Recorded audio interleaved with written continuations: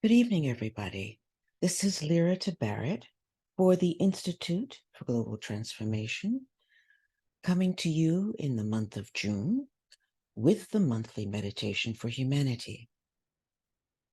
Today, I will be speaking about, and I ask you that you open yourselves and ponder with me these concepts on the divine plan for humanity.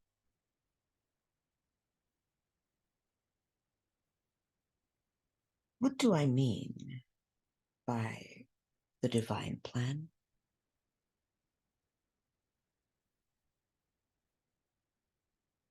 I'll explain it going forward. The divine plan is known as, in many ways, tell you the truth. One, as the etheric network or blueprint that surrounds the entire planet, Gaia, our planet, Earth. And that etheric network in regards to this particular planetary incarnation in which we are living, moving, and having our being. The divine plan emanates from the will of God or the will of the divine. And in this case, we're speaking particularly about the kingdom of humanity, the human kingdom, the divine plan for humanity.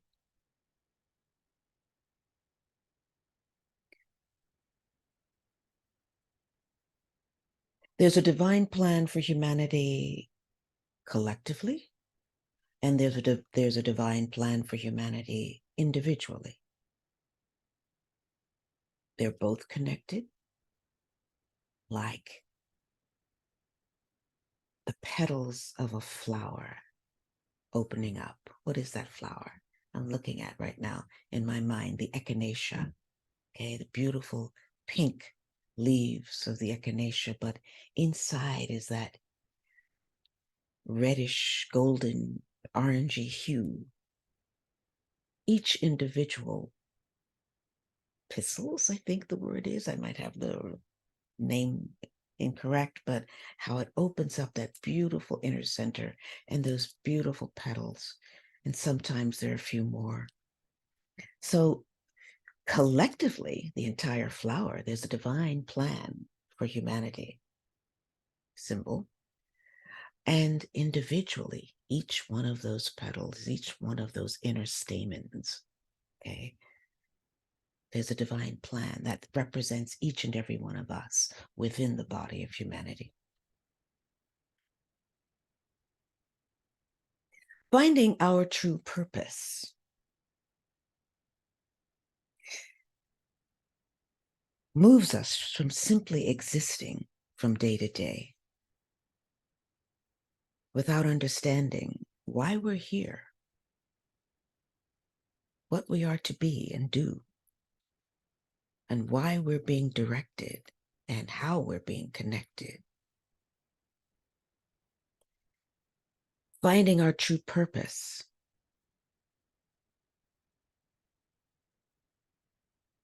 means that we are no longer rudderless,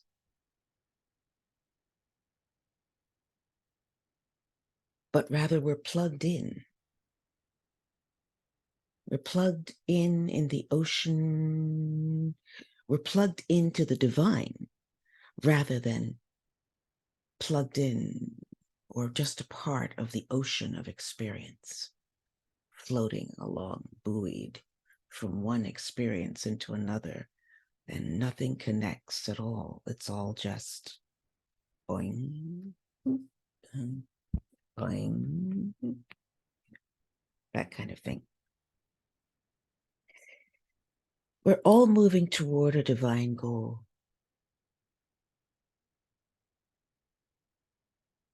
Once we understand that,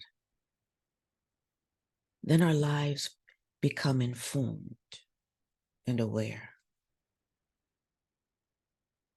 directed.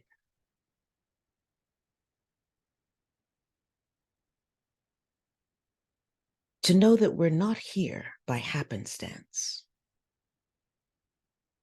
or that we're not here idly, that we all have an important part to play. We are all, each and every one of us, a piece, a masterpiece, a piece of the master puzzle that is life and living, that is, in the broadest aspect, the divine plan for humanity. We all have a part to play. And knowing that, how does that make you feel?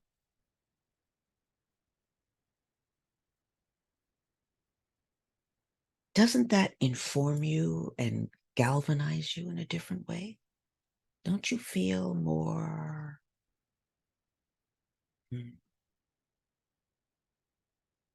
yourself, more whole, more connected,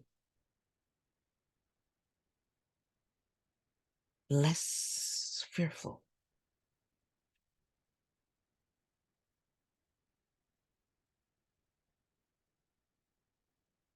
Regardless of the path we choose, it will lead us. The divine plan will lead us.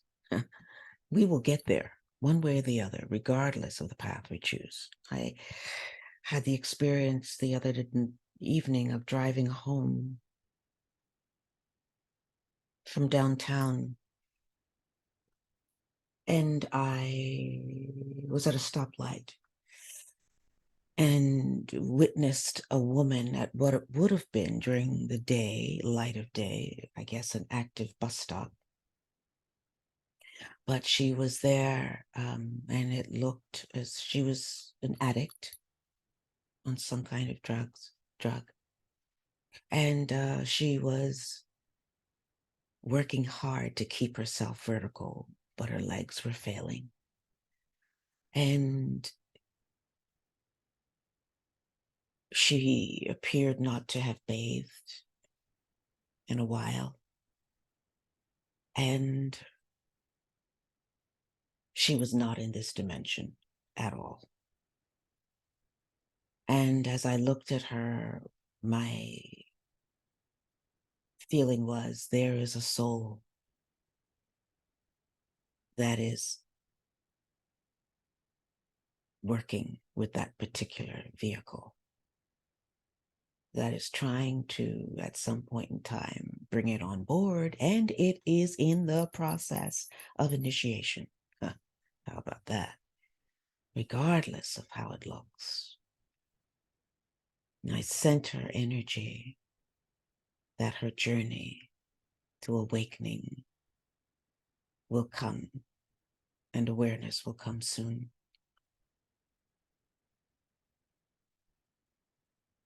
As soon as necessary was needed, everything in its right time. But that possibly, if there was a way for her to be accelerated, someone touch her, someone, maybe that prayer awakens something, okay, speaks to her in some way. So the Christ, I'm going to talk now about the Christ.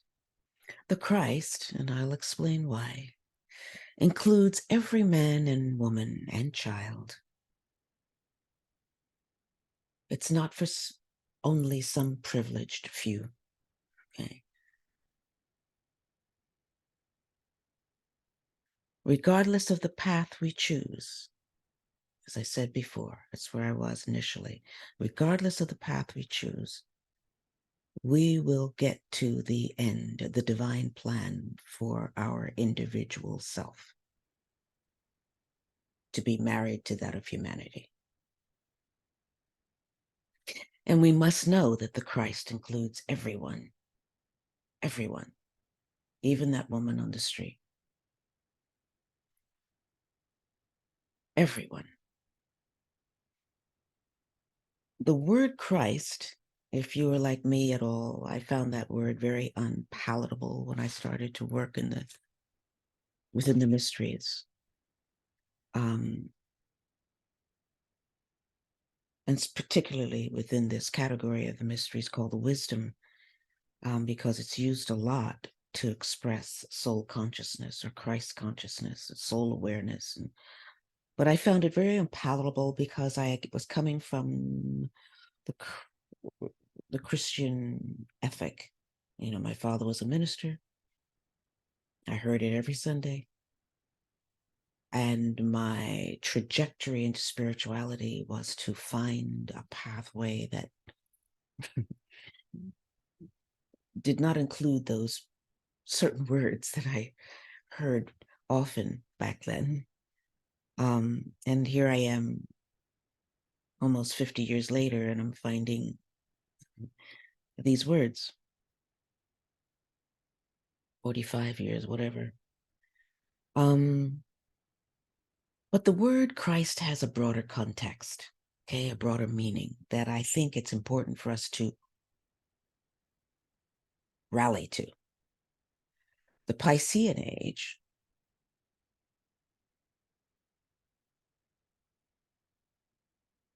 brought us a lot of fundamentalism, orthodoxy, dogma, okay, Christianity. And, each branch, I'm not saying these are not proper methods or branches. They're all branches to the truth, okay? But it was the Piscean age that brought all of this front and center for humanity to look at and understand, learn from. It was the first, so to speak, one of the early rungs on the ladder. So the word Christ has a much broader meaning. We're not speaking of Yeshua, born of Mary, died or crucified on the cross. We're not speaking of that man that walked Jerusalem. We're speaking rather, when we say the Christ, we're speaking of a title, a function,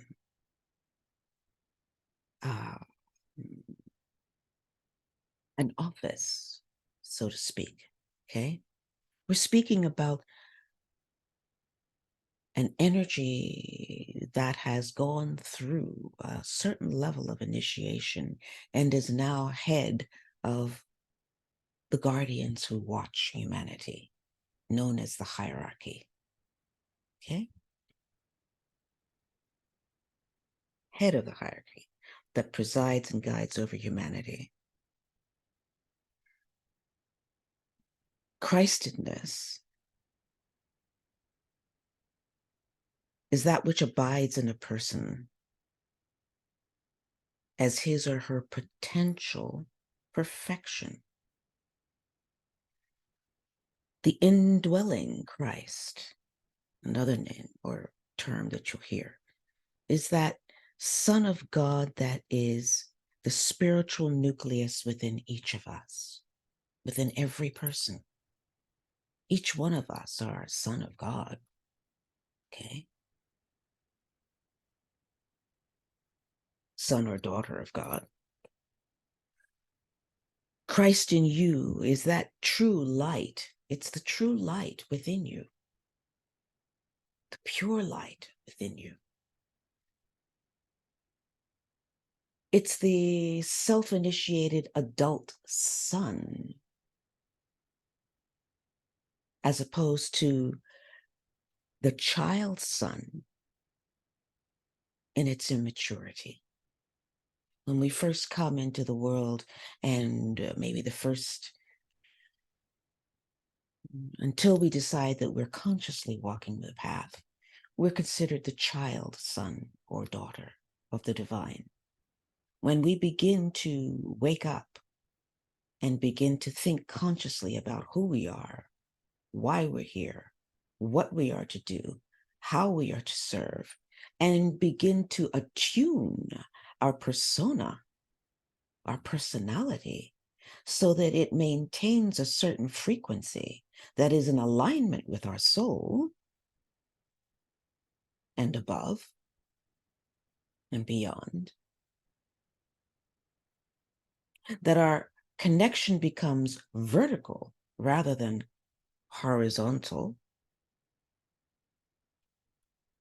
that we're being fed and nourished by the divine, and we seek actively that nourishment rather than being nourished by the horizontal,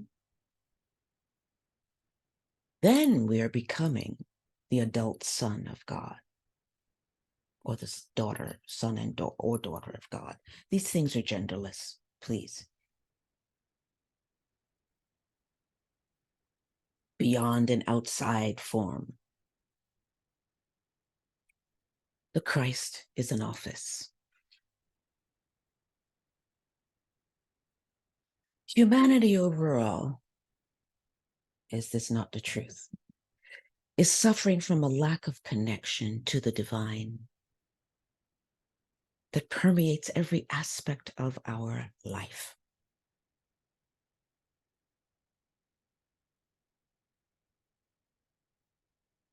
And it's being outpictured in our relationships,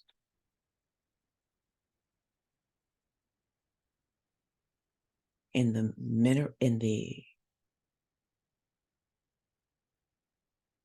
vegetable kingdom, the animal kingdom, the mineral kingdom, where we are depleting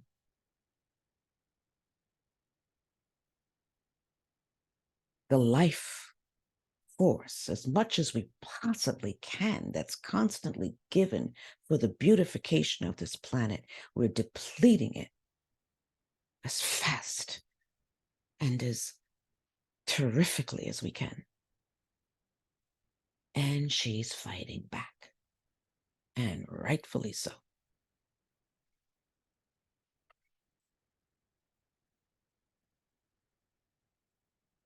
We lack a sense of purpose, let alone a deeper connection to divine purpose. Because we lack a sense of purpose, because we are so not connected and nourished by the divine, because we're empty and brittle.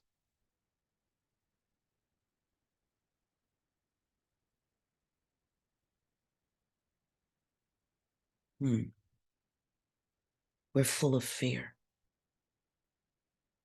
Fear of self, fear of others, fear of lack.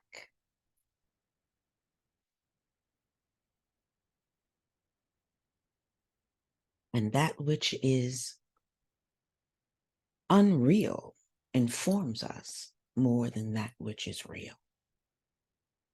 We allow ourselves to be shepherded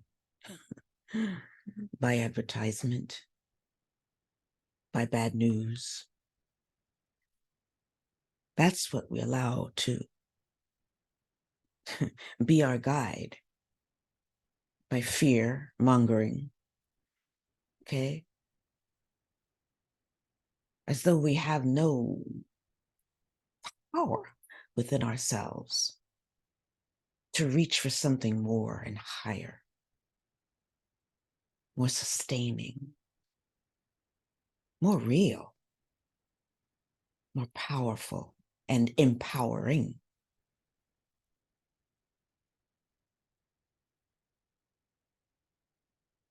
We grasp at the next new thing as we're led or shepherded from one unreal to the next unreal, to the next unreal, to the next unreal, known as fads.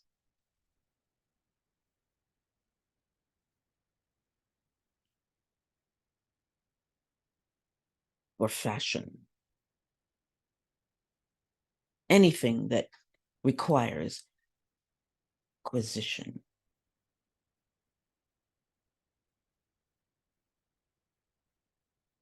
Something in form, something that is outside of, something tangible outside of us. We feel the need to get as much or rather as many things of life as we possibly can, to have as much or more of whatever it is that excites us. We are driven by externals.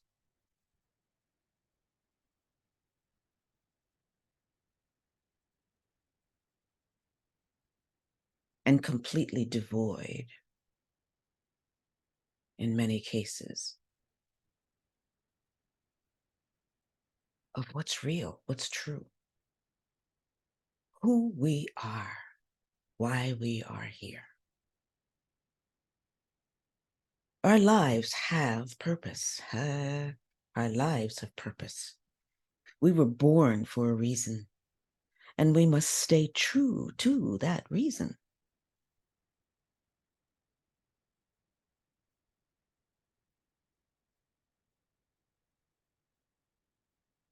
We each are a piece of the entire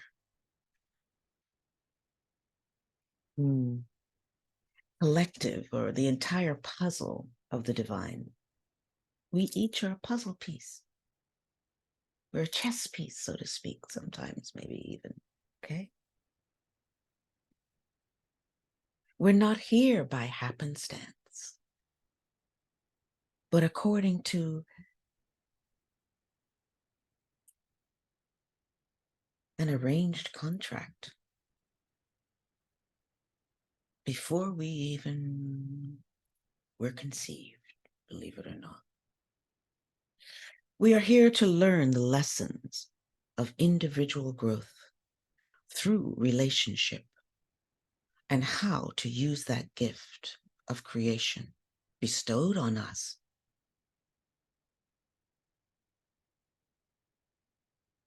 I'm going to repeat that.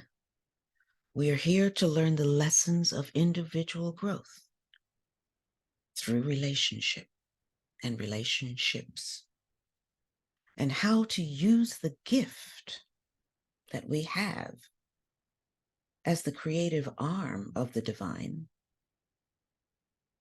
how to use the gift of creation bestowed on us as that creative arm of the one life, God, or the planetary logos, as it's also known. We are not these physical bodies, but we think we are. We are identified with form.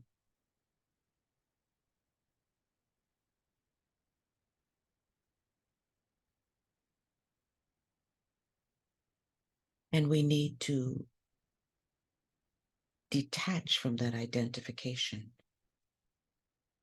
and attach or re-identify, come into awareness and appreciation through re-identification of who we are really. When we do re-identify with who we are, which is consciousness itself, rather than the physicality, our bodies will become then our servants. We will have a different relationship with form. We can become causative in life, in our daily life, rather than reactive. We can be the cause for things to happen rather than reacting.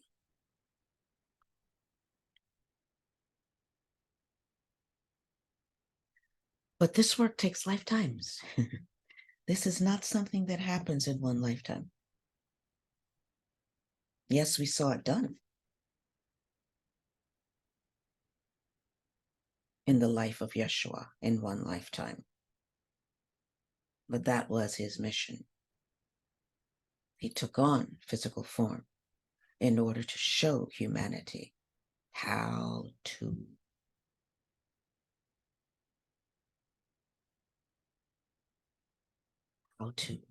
navigate life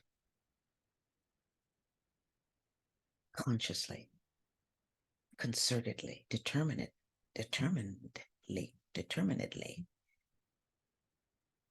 with the fire of will.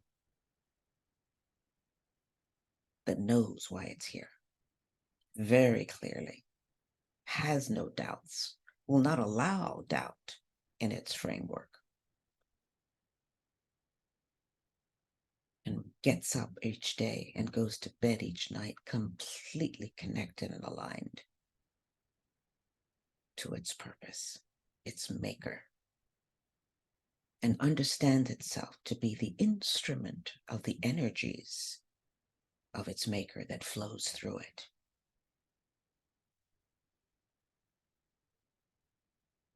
That concertedly is aware that the energy that flows through it is not its own. That it is simply the vehicle of the divine that flows through it. That is our purpose. And we administer, or we open ourselves, we become receptacles, which is why we use the word vehicles or instruments of that divine energy, allowing it to flow through us, which means that we have to attune this instrument. We have to tune and retune this instrument so that these energies are able to flow through at the right, at its purest and whole frequency. I'm thinking about a flute and how the air passes through that flute and the notes that are played as a result, of that person who knows how to allow the energies to flow through. Okay? We are that vehicle, that instrument. But if that instrument is congested with fear, with doubt,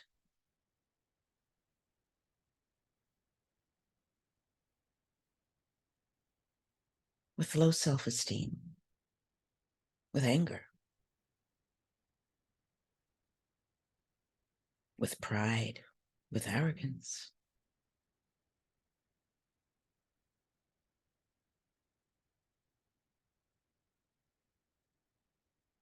with manipulation, or any of the forms that we know, any of the shadow aspects that we all carry. That is our work.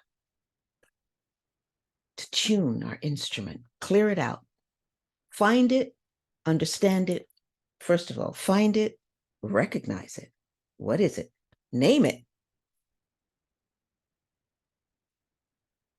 Observe it and how it outpictures from day to day, hour to hour, conversation to conversation, moment to moment. And dust it every corner. Catch it when it raises its head.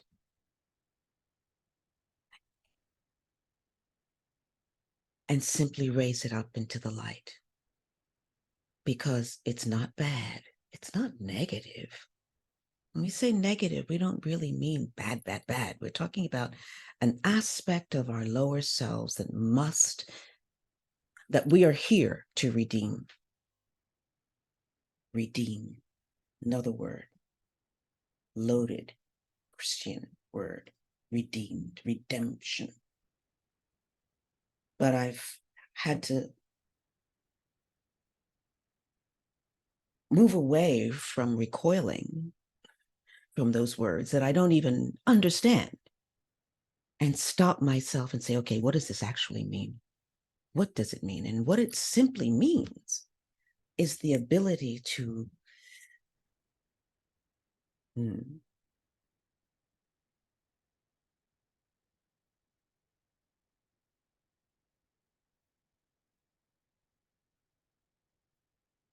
allow the light of the divine to shine on it.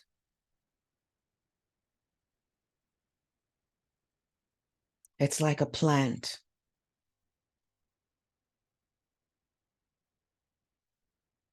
that's lacking water and it's beginning to shrivel.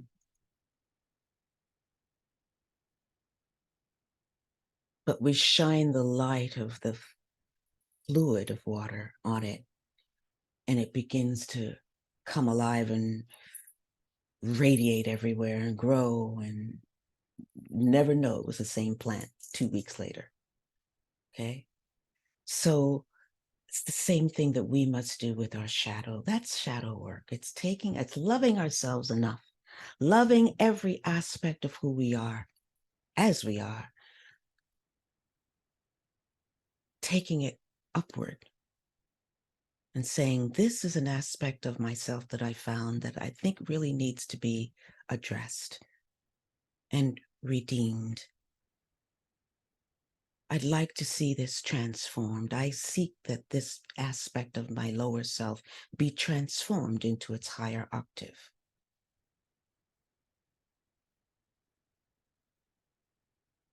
Impatience to patience.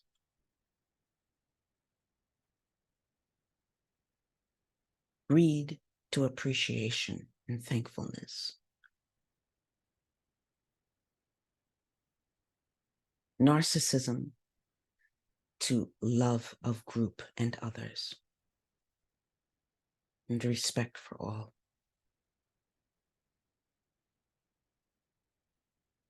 Racism to racist thoughts to integration, diversity, tolerance, appreciation, reverence.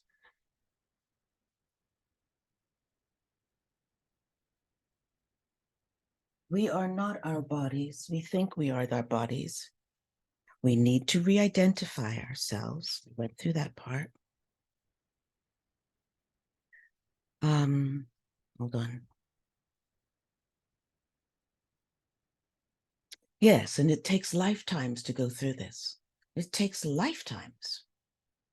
Okay? I'm not saying that the way Yeshua did it cannot be done again. Who knows? We are in a different age. We're moving in different times. The possibilities of humanity will exceed that which we have known in the Piscean age.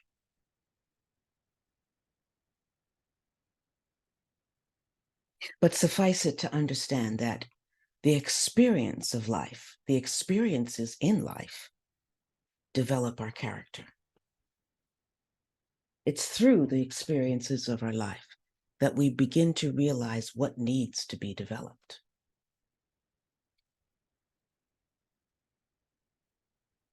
At some point, we begin to grow to realize that, as I said before, we need to attune to a higher order. We need to build and refine our personality. We need to redeem the lower aspects of ourselves, take it up into the light so that it can be transformed into pure energy, available for the divine energy to flow through, that's being piped through us every day. Our allotment, our share of that divinity that we carry within us.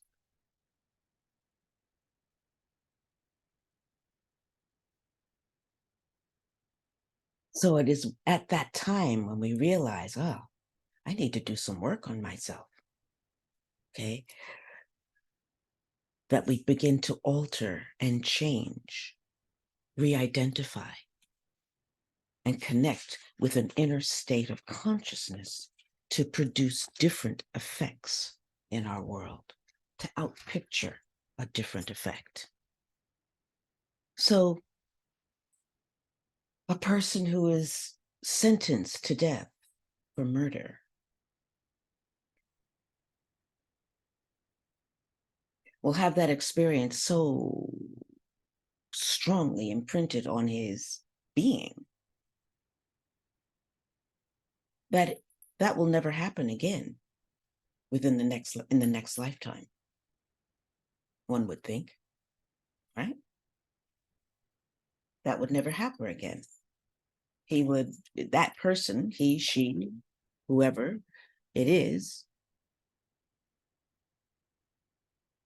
would know something else must be done. Okay.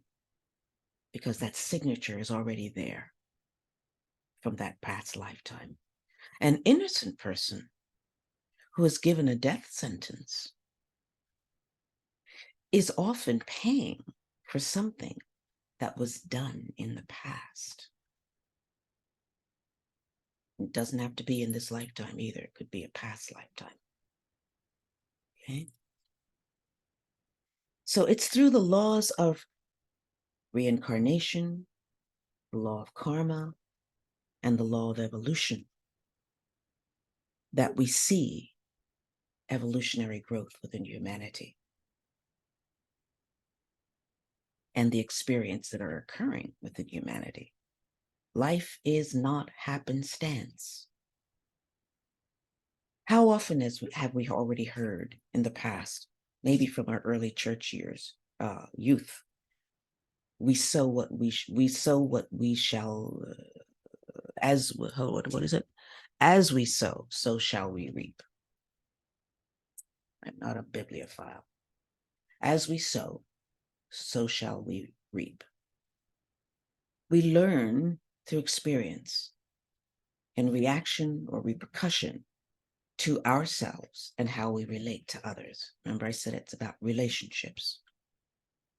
I saw a quote recently that said,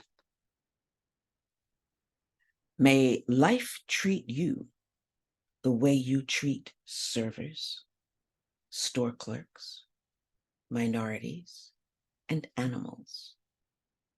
And I thought that was so significant, so purposeful, so right there in your face. Okay. How do you treat? What blueprint, what geometric, what energy signature do you leave behind you in a day, in a week, in a month, as a result of your connection to people that you pass by daily?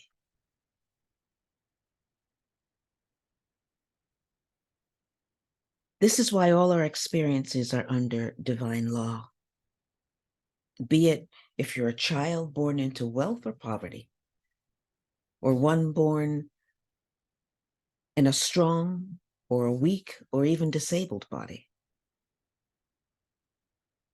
to parents who are either spiritual, fundamentalist, orthodox, atheist, predators or robbers, or philanthropists for that matter. It's all according to past lessons and what you need in order to move forward in this incarnation. This is karma. This is divine justice.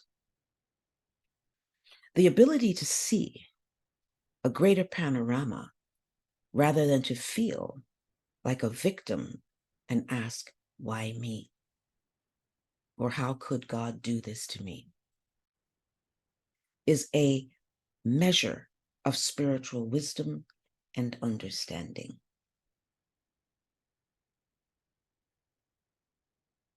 When we awaken and realize our experiences are based on a higher order,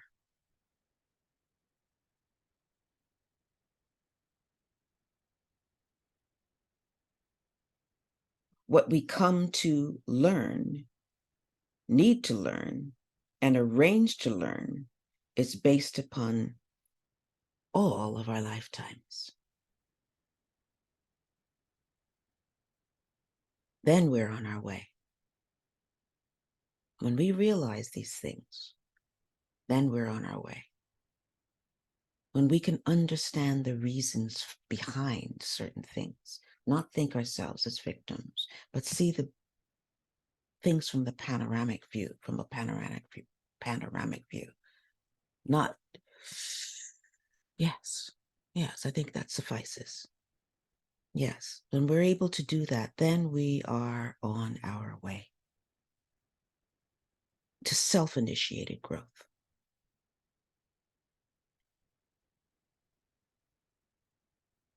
We're moving from the child son or daughter to the adult son or daughter. of God. So how do we ascertain our purpose? That's this point, I think, where we are. How do we ascertain our purpose? I'd ask that you do a few things. Doesn't have to be done in this moment. I'm going to leave you with the instruction this time. We're not going to go through a meditation necessarily, because this entire presentation, I think, is a meditation of sorts, okay? That you can end with on your own by going inside in your quiet moments and consider your own personality.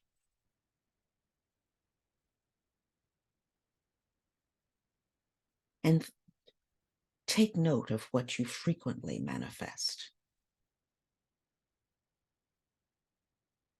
What do you frequently manifest within your physical environment?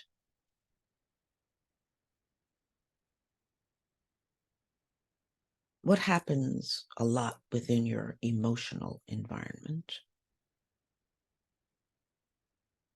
and your mental environment? If you find that you're a person who's often impatient,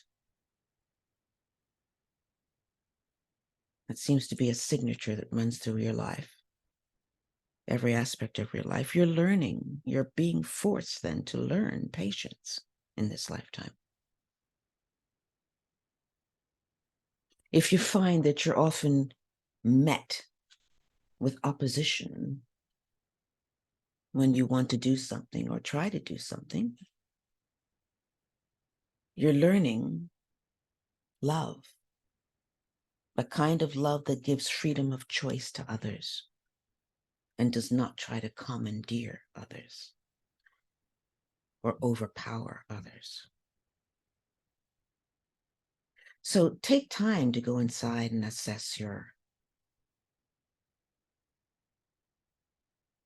how you outpicture, what happens, what outpictures for you most often, the kind of circumstances that you're repeatedly faced with, and the kind of lessons you are being given for your evolutionary growth.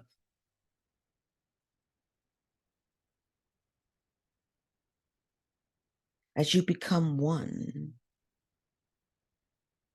within, observe yourself through the mental, astral, and physical etheric environment, discerning over time what and why, the what and whys of your purpose. Know that as you learn,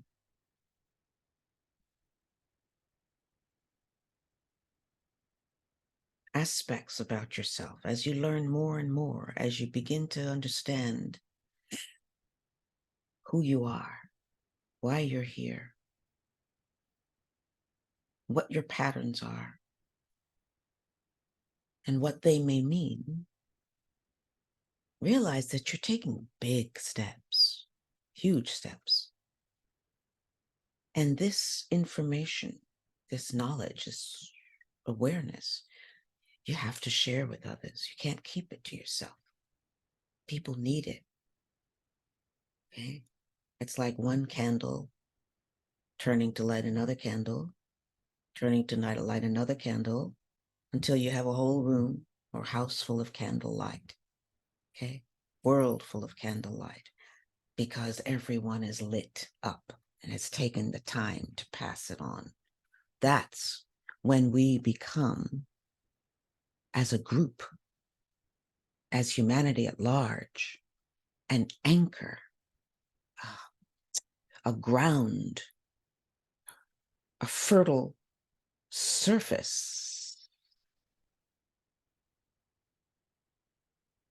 within which the guardians of our planet and those higher frequencies even beyond can send more.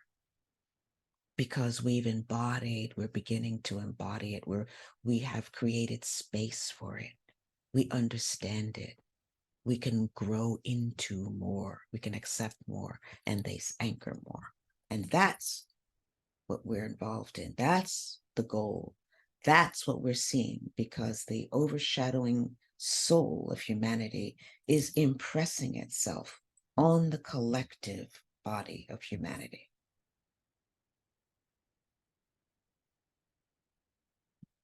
But all the pods are not open yet.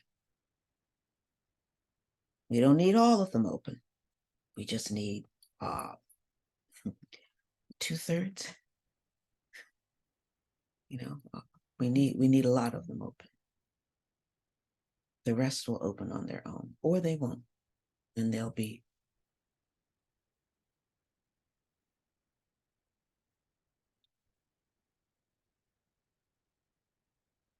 Where am I? Yeah.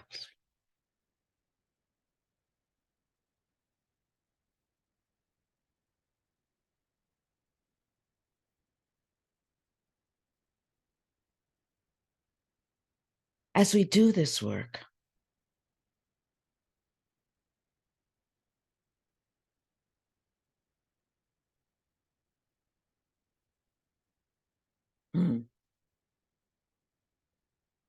we will begin to, as the Greek dictum was, know thyself. We will begin to know ourselves. Okay. It's part of the great work.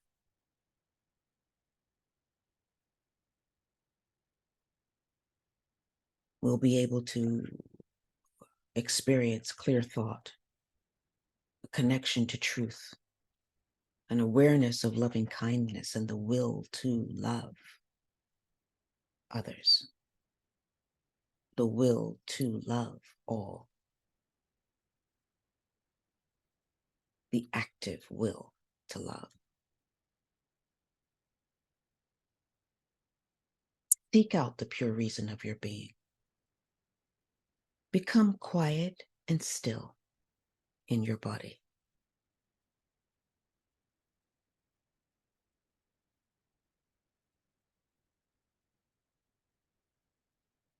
Contemplate your identity in Christ consciousness, which is within you. A seed at this point, but nevertheless it is there to be developed, nourished, fed, grown. The more you focus on it, the more room it begins to take up. The more you outpicture it, the more you embody it and outpicture it and allow it to flow from you and affect others, the more it grows.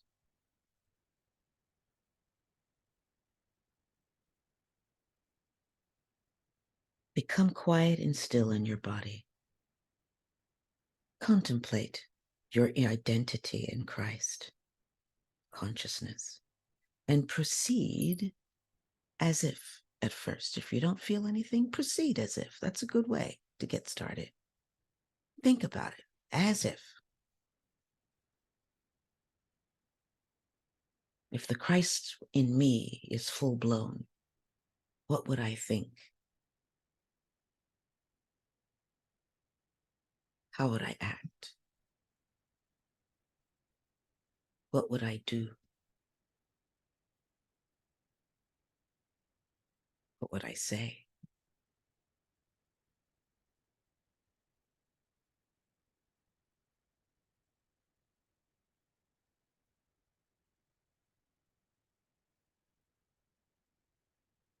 I hope that has assisted you in some way.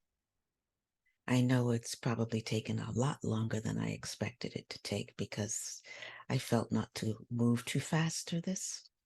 To just allow us to be together. And hopefully you'll find the nourishment that I felt in sharing it with you. We give thanks for this moment of being able to be together.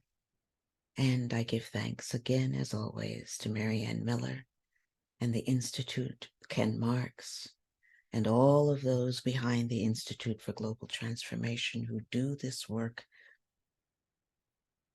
volunteering their effort. They do this work 100% out of love for the work itself and the vision of touching others, seeking to be agents of change and behind an energy that is working to change humanity in these most radically powerful times. The Institute for Global Transformation is a 501c3 organization. You may donate to them. I know they will be grateful, and it will be used to help others at all times. Thank you for joining me. Until the next time in July, have a good month, everyone. Bye-bye.